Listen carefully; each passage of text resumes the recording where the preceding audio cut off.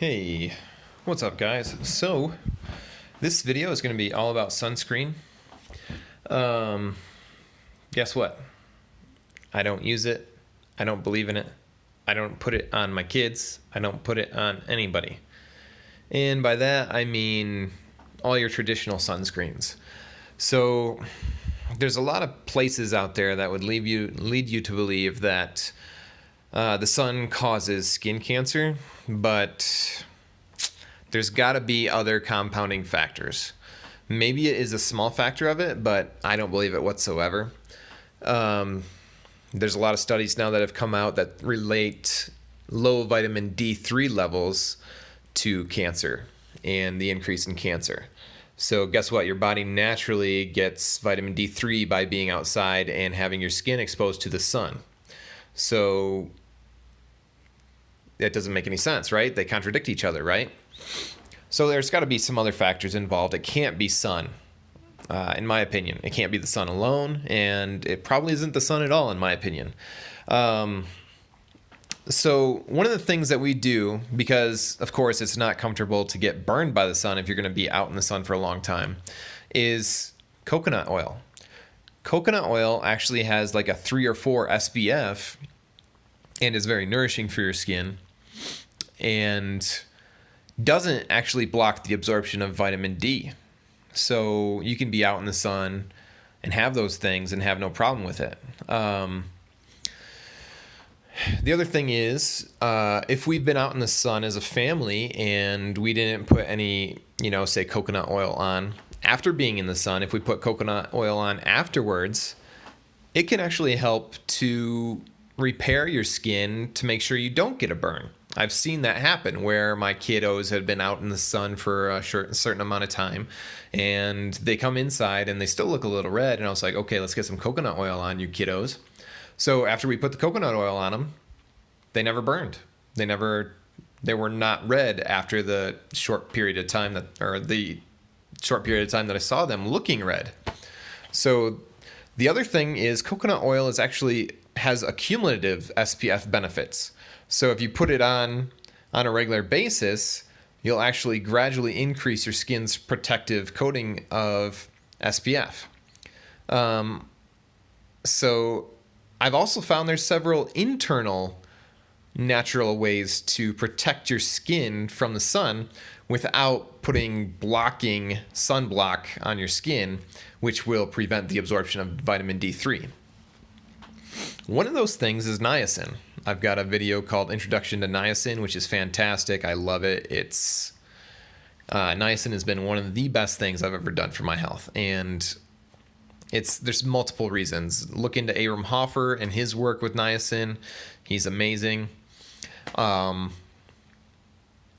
that's a natural UV protectant. And yeah, I give some of that to my kiddos and they actually have it. I just use the powder version and I put it onto a dissolvable vitamin C that they usually take every single day.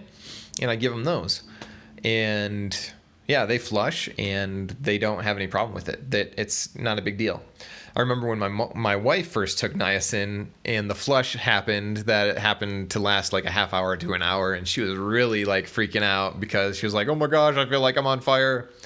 But it subsides and that's the normal way it affects people, and it's good for heart health, and it may benefit a lot of other things, mental health, and it's Mental Health Awareness Month or week or day or whatever. It's probably somewhere where you are, if you're watching this anytime recently of when I made this video. But anyways, moving on, there's also astaxanthin. Astaxanthin is a red marine algae that has tons of health benefits. I love this stuff.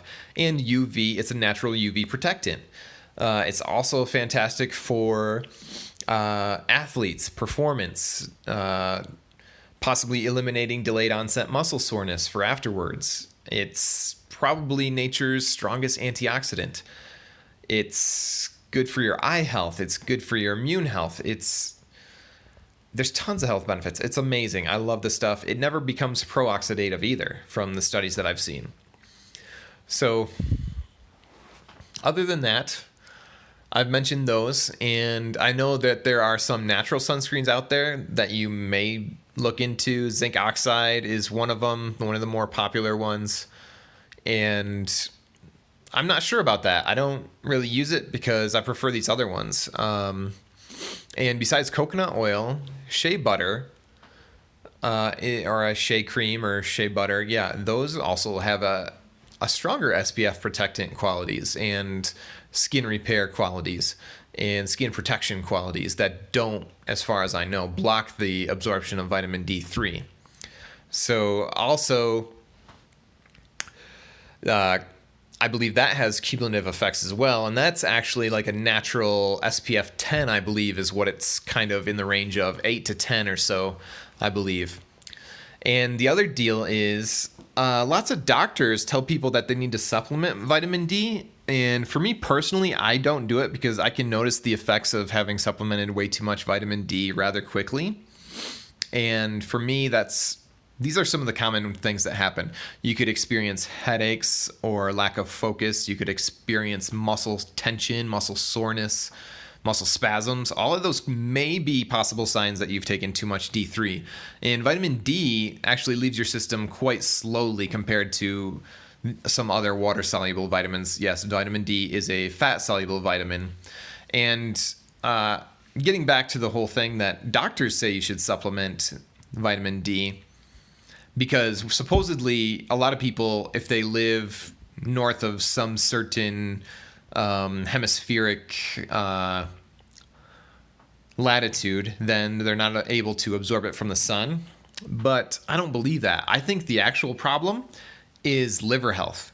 So a lot of us have congested livers, poor liver health, because we don't do colon cleanses or colon health things, or anything to flush our liver health things, any of those things. So our body can't store the vitamin D in our liver. We can't synthesize the D in our liver like we're supposed to. And it creates all those other problems. So those would be my opinions. You might want to do some more research. But yeah, guys, I just want to share this with you real quick, and stay healthy. Thanks for watching, guys. Like, share, subscribe. See you next time.